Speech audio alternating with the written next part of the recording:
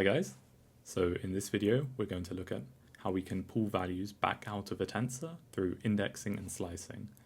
This will feel very similar to working with Python lists, but there are a few nuances in terms of memory that we'll discuss.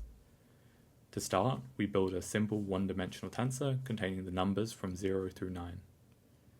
For one dimension, indexing a tensor is identical to indexing a Python list. It's zero-based, so the 0th index refers to the first element. Negative indices count from the end, so index minus 1 refers to the last element. Slicing works the same way too, with 2:5 referring to start inclusive at index 2 and stop exclusive at index 5, giving you 3 elements.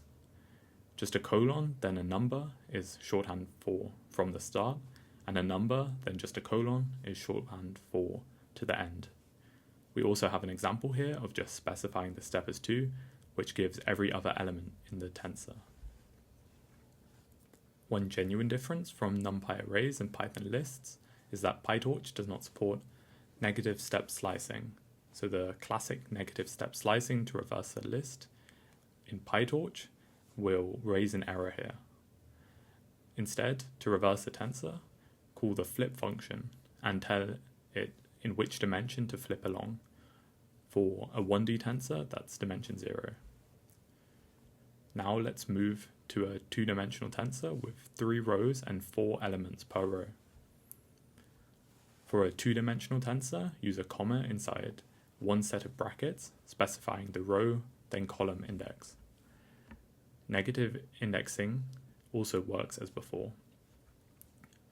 You can use chained indexing, where you specify both the row and column in separate brackets, but it's preferable to use a single set of brackets, as it's one operation instead of 2, and so it's faster.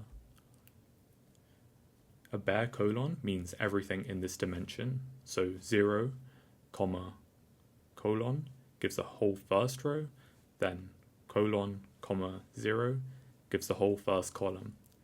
Combining slices in both positions at once is also possible.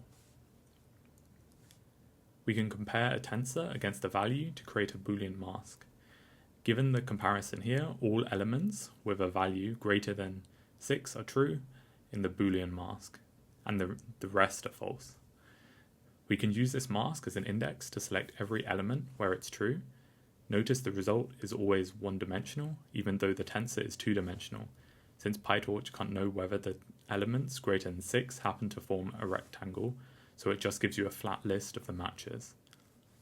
This pattern of building a Boolean condition, then indexing with it, is how we can filter data in pytorch. We can compose masks using bitwise operators.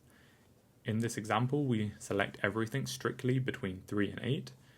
The parentheses around each comparison are required, as without them, Python's operator precedence passes this wrong. Now, the important part. A slice is a view into the original tensor, not a copy. Watch what happens when we slice the tensor A into the tensor row and change the first element of row. We see that A itself changes too. This isn't a bug, and it's actually why slicing is so fast, since nothing gets copied. But this means that modifying a slice can result in unintended consequences. When you need an independent copy, ask for one explicitly with the clone method. Here we see B is untouched after we modify row, because the clone method allocated new memory instead of sharing the originals. One exception worth knowing is that Boolean mask indexing, which we saw earlier, always copies rather than returning a view, as a scattered set of matching elements cannot be expressed as a view of the original's memory layout. And so that's it for this video. Thanks for watching.